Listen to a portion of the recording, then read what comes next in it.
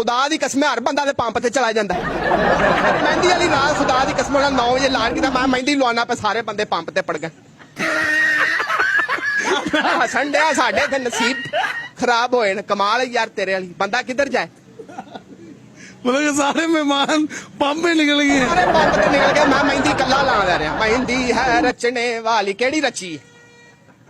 अब मेरी बात सुनिए मैं उनसे रिक्वेस्ट कर रहा हूँ कुछ कहना हो आपने कोई ये जो हुकूमत या किसी ने कुछ कहना हो रिक्वेस्ट डालनी है ਯਾਰ ਕੁਆਰਿਆਂ ਨੂੰ ਕੋਈ 200 ਲੀਟਰ ਹੀ ਦੇ ਦਿਓ ਤੁਹਾਡੇ ਨਾਲ ਰਿਕੁਐਸਟ ਹੈ ਜਿਹੜਾ 2-2 ਹਜ਼ਾਰ ਦਿੱਤਾ ਸੀ ਉਹਦੇ ਨਾਲ ਮਸਾਂ ਕੋਈ ਰਿਸ਼ਤੇ ਦੀ ਗੱਲ ਬਣੀ ਹੁਣ ਤੁਹਾਡੇ ਨਾਲ ਰਿਕੁਐਸਟ ਹੈ ਕੋਈ 100-200 ਲੀਟਰ ਸਾਨੂੰ ਪੈਟਰੋਲ ਦਿਓ ਤਾਂ ਕਿ ਅਸੀਂ ਆਪਦੀ ਬਰਾਤ ਦੀ ਗੱਡੀ ਨੂੰ ਧੱਕਾ ਲਾਈਏ ਮਾੜਾ ਜਿਹਾ ਤਾਂ ਅਸੀਂ ਆਪਦਾ ਜਿਹੜਾ ਫਰਜ਼ ਹੈ ਉਹ ਅੰਜਾਮ ਕਰਕੇ ਤਾਂ ਆਪਣਾ ਖਤਮ ਕਰੀਏ ਕੰਮ नहीं आप साइकिल में लेते हैं बढ़ा साड़ी साइकिलें तो एक एक बढ़ाती हूँ ਹੁਣ ਇੰਨੀ ਸਾਈਕਲ ਕਿੱਥੋਂ ਲਿਆਈਏ ਉਹ ਜਾ ਕੇ ਪਤਾ 45000 ਦੀ ਤੇ ਸਵਰਾਜ ਦੀ ਸਾਈਕਲ ਹੋਈ ਪਈ नहीं यार ਉਹ ਟੀਵੀ ਤੇ ਆਉਂਦਾ ਉਹ ਕੀ ਨਾਂ ਹੈ ਉਹਦਾ मिफ्ता इस्माइल